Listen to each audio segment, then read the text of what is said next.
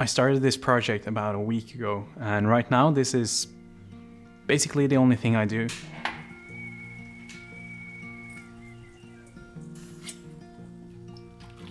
I didn't really plan to have a full-scale project like this, and I really didn't plan to have an actual garage like this either. But a couple of weeks ago I had to decide how I was going to spend the rest of the winter, considering that the 109 project was not completely finished. And I also ended up buying the 88, and it's minus 20 outside. All of which kind of pushed me into trying this whole new setup for what I do.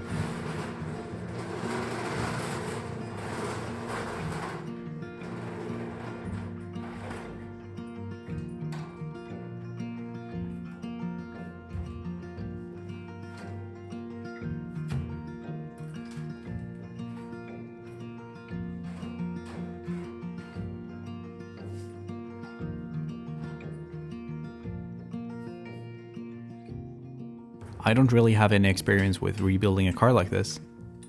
And honestly, I've never even taken apart a car to this degree. But on the other hand, I've spent a lot of time maintaining a car. Since I used to travel and live full time in my old car, I've spent most of my free time keeping it on the road. And also most of my money. Which is kind of the beauty with the Land Rover series, because it's really not rocket science.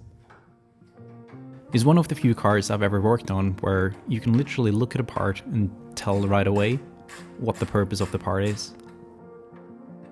Whilst my old car was easily the best car I've ever had, it was also annoyingly complicated. And even when you figure out how to work on a more complicated car, it's still equally complicated. And by that I mean there's a lot of moving parts and things that can possibly go wrong. Whilst the car I'm working on right now is the complete opposite. It's not luxurious or comfortable, but there is a reason why it's still drivable after 49 years.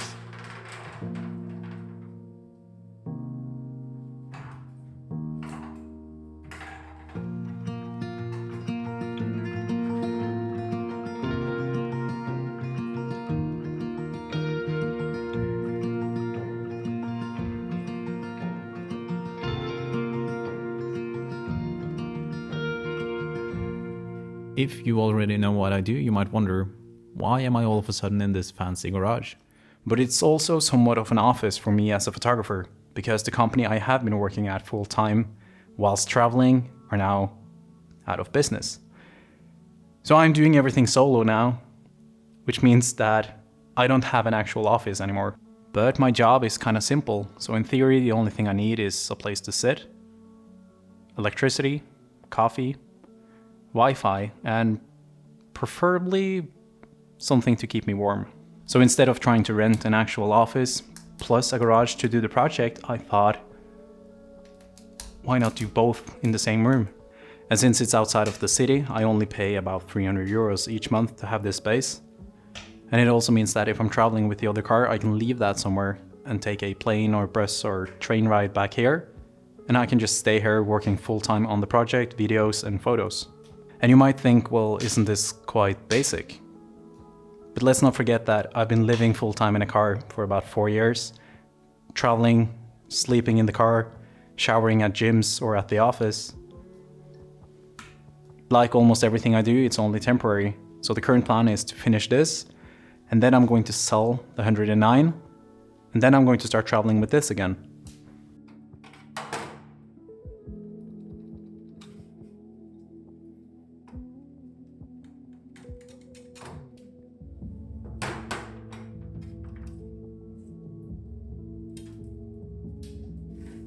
The first time I ever drove a Land Rover series was the very same day that I bought one. Whilst I was traveling south from the North Cape, I stopped by my friend Jack and told him that I was planning to buy a Land Rover series. At the time I was traveling with a car from 2014, and he simply told me that I should not do that at all. After 1200 very efficient kilometers, I was back south again. And the very next day I stopped by to take a look at a series which was up for sale. I hadn't really seen one up close before, and honestly I didn't know what to look for. I also brought a ruthless friend of mine because he really does not have any shame when it comes to giving offers on cars. I took a quick drive around the neighborhood with the car, and in one of the first corners, the driver's door just popped open. My friend was in the passenger seat and I just kinda laughed it off, being a Land Rover fanatic. And when we got back to the cellar, I was lying underneath the car looking at some rusty spots when I could hear my friend say, "We'll take it for this and this and that." So apparently I didn't even make the decision to buy one myself, but a few minutes later we loaded it up on a trailer behind a Toyota. And I bought the car as is, no questions asked later. Which is something I really had to honor the very next day when the car didn't start outside of a hardware store. With absolutely zero experience with these cars, I opened up the hood, and by just using logic I could follow a cable leading all the way towards a broken starter solenoid. And with absolutely no experience with fixing older cars, that's the moment I kinda understood the fuss about them.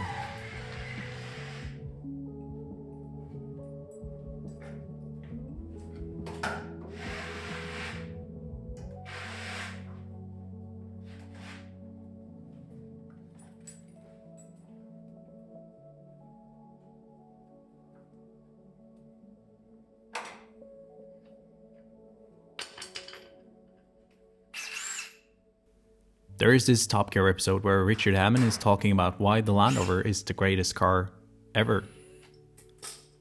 And he also emphasizes that it's the greatest, not the most desirable.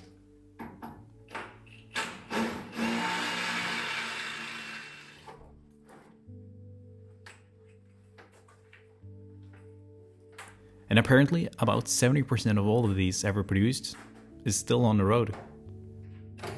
And when you start to think about that, that's some insane numbers.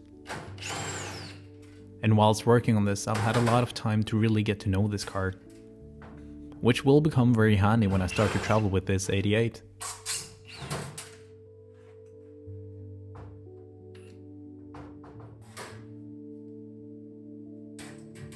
I might be mostly known for traveling when it's cold and shitty outside. And honestly, midwinter like this, living in the car, I'm not really missing out on anything. I feel like I've done it enough, and I'm kinda tired of freezing. So all of this is actually a very nice break from traveling full time for me. And honestly, it's also the most selfish project I could have done, because I'm building a car to myself, talking about myself, filming everything I do, and only worrying about this. And that is exactly what I would like to do right now. A project for me because I would like to do so. As you might be able to tell, there is already a lot of parts missing from the car, and the last week or so up until Christmas, I've filmed basically everything I've done to the car, but because of all of the shorter videos I made for different platforms, I feel like I've talked about everything about this car.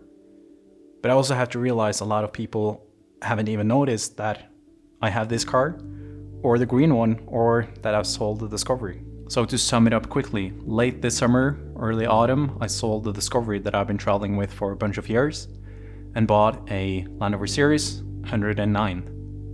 And that's the green one that I've been traveling with for 10,000 kilometers now. It's been doing great. Surprisingly great, actually. But I realized I couldn't have a rolling project like that over the winter because it wasn't really prepared for full-time travel. So earlier this winter, I decided that I would like to have a full-on project inside the garage, or at least a rolling project and a garage. But when I found this space, I realized it's not tall enough to have a Series 3 inside of here with the roof on. And that's kind of the quick version of how I ended up having a very old car and then buying an even older car and stuffing it inside of this small garage. I also moved away from the Discovery platform because I could never do something like this with the Discovery without being a millionaire. Every time I took something off that car, it would be expensive, and it needed to be a specific part to replace the part. And there's also so many parts, like millions of different small parts. Whilst with this, I can start a full restoration like this with some tools and some experience, but I've never had a car apart in this state before. But it's not terrifying at all with this car because it's just piece by piece. And honestly, I feel like everyone could do this if they had a space and some time and some love for rusty old British cars. I can't really recall if I rushed over all of the info when I picked this up, but it is a 1974 88 station wagon with a ferry overdrive. It has a safari roof, alpine windows, and the only downside being in Norway, it's right-hand drive, but that's because at one point this was imported from Ireland, and I think this was sold somewhere around Cork. Sometime next year, this car is turning 50 years old. And I have this little dream of mine that if I restore this and do everything correctly, it will easily live another 50 years. Which means that this might actually still be on the road when I'm 77. Back in 74, the entire car was limestone white, but someone did a crappy repair on this side of the car, so it's resprayed in just plain white. But it's getting a respray, so relax. The bulkhead I thought was okay, but it turns out to be kind of crap. So I might need to replace that, but like I said, if I have a new bulkhead now, it will maybe outlive me.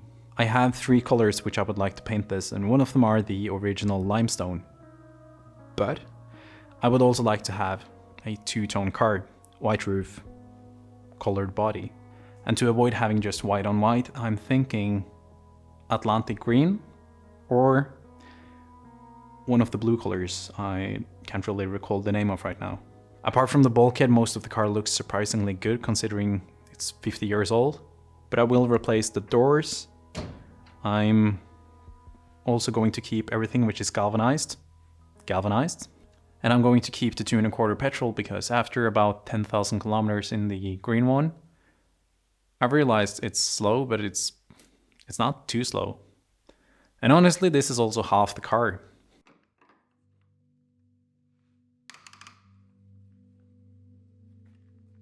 By now, this is not a project I've been working on for a long time. But I am kind of putting all of my eggs in one basket and really focusing on only this project for a while. Usually when I'm trying to make videos like this and travel at the same time, I have to stop somewhere. Whether it be in the passenger seat, in the back of the car, or gas station, or even a coffee shop. But I always need some place to make the videos. And that is probably one of the things with this garage space that makes it the most convenient for me. It's obviously one of those things that if you're used to having it, you don't really think about it. But since I'm so used to always trying to make things work in the most random ways, I really appreciate convenience. The hours I've spent on this project so far has mostly been dismantling the car. And I've been using that time to evaluate the overall shape and form of the car. And to begin with, I didn't think this car had any major flaws. And that is something you should always be prepared for.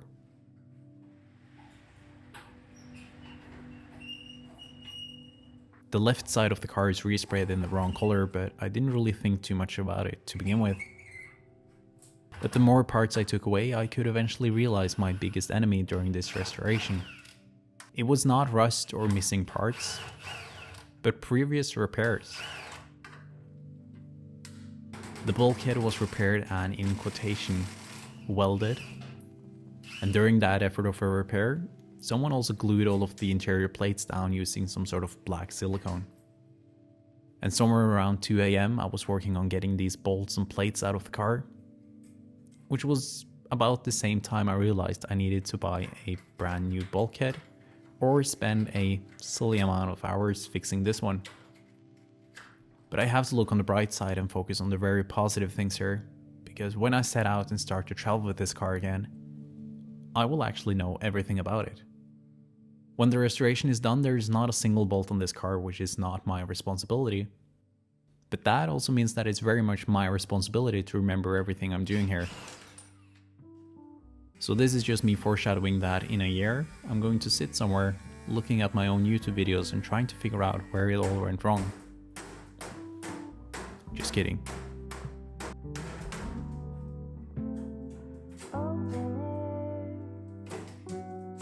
Side by side we sway there in all the colors. Sunlight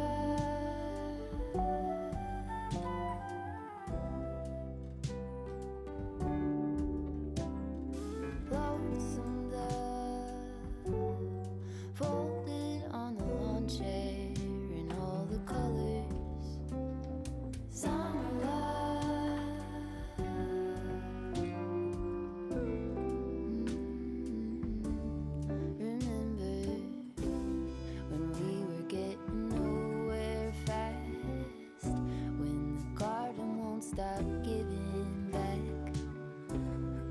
Honeysuckle, fresh cut grass.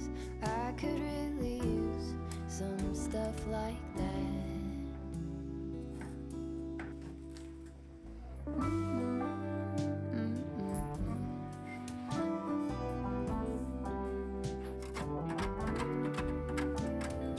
Talk to me and tell me all that you've seen and all the colors.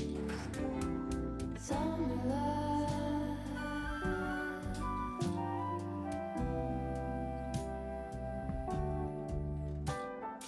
memory, washed in every shade of green and all the colors. Summer love,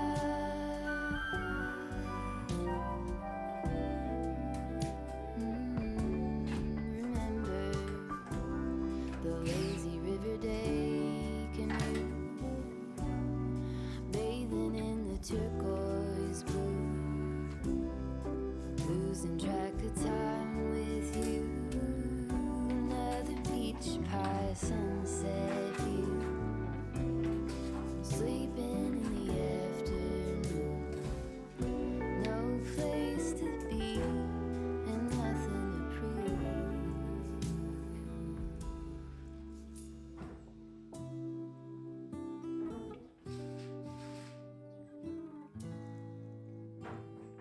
That's sure something I could use.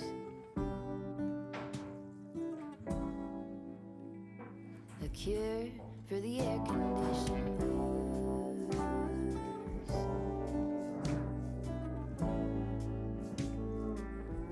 Could use some